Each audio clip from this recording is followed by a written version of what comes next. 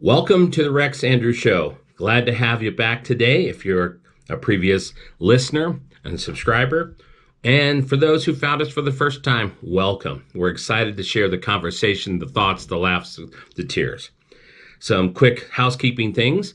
You can find us on over 23 different podcasts. So we are syndicated all over the place on our website at rexandrewshow.com and just about everywhere that you would get your podcasts.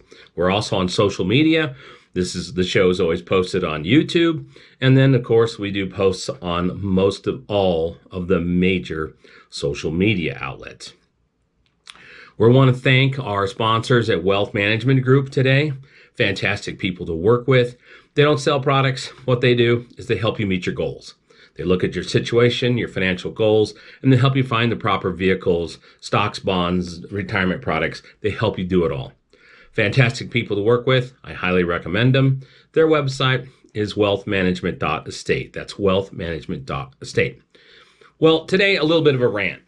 And I want to talk about what's going on in our country right now with the division, some of the radical things that are going on, and just the culture, but mostly about the culture and the root cause.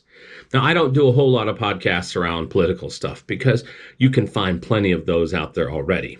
You know, I'm not Ben Shapiro or Sean Hannity or the Young Turks or anybody like that. I am basically a person with commentary, stories, and interviews and humor. But I do want to talk about an insight around this whole situation that we have of division and cancel culture. This whole idea that we have to get rid of people we disagree with and we have to shame them. We have to consider them evil. Well, I've been watching a lot of news. It's hard not to. You go out onto social media. It's practically the digital fistfight platform, and especially Facebook. Boy, it's crazy. I completely jumped off of Twitter because of the censorship, and we're waiting for Parler and some of these other platforms to mature. Now, Parler needs to come back online, but that's a whole nother topic, and we'll talk about that later. But the thing that I want to focus on is what's the root cause? How did we get here? How did we get to this division?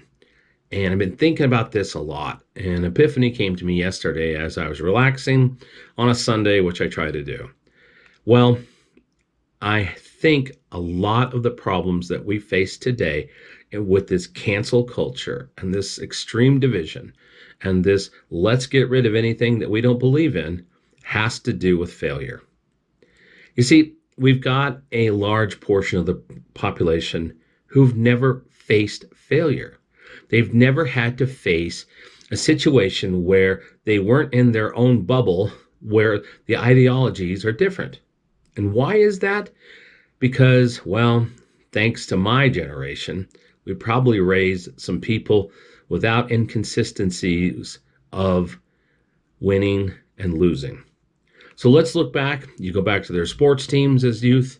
Everybody got a participation trophy. There was no winning or losing. It didn't matter as long as you played the game and felt good, right? That's how it worked, right? We had a culture where competitiveness was, bad, looked down upon.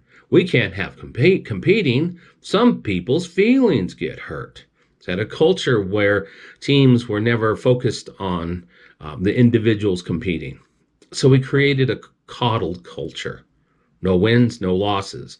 And we all know when you're a sane individual that losses teach you more than the wins. You know, when you're ashamed, you feel bad, you're disgusted, you're upset, you remember those and they motivate you. When you win, it's just another win. And I know about that because I coached over 400 youth sports team games. Soccer, football, basketball, we did it all. Anyway, so we've got this culture where people didn't want to compete. They didn't want their children to get hurt. They didn't want them to be offended. They didn't want to drive home in the minivan and have to explain to Johnny, the reason you didn't win today is you're not good enough. And maybe your team just sucked today. Maybe you got beat by someone better. So we have this set of people who've grown up and they've never had to fail. They've never had struggles. And for the first time, when they are seeing power or they are frustrated with the way the world is, they want to change everything. They want to cancel everything. They don't want to face different realities. And so I think that's our problem. We have a whole culture who've never failed. So what do we do about it? How do we fix this? Country's divided almost right down the middle. Well, the answer is nothing. Yeah, nothing. You thought I was going to have some epiphany. No, that's not the epiphany.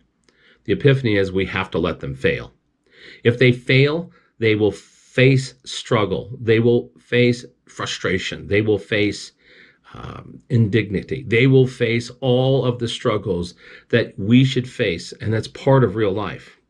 We can't have people running around for the first time that they run into failure that they just want to get rid of it. So that's where we are. That's what I think the problem is. So what are we going to do on the side that is in disagreement for the social initiatives that are being put forward to see very frustrating and difficult programs and policies being put in place, programs and policies that have never worked? Socialism has never worked in the history of mankind.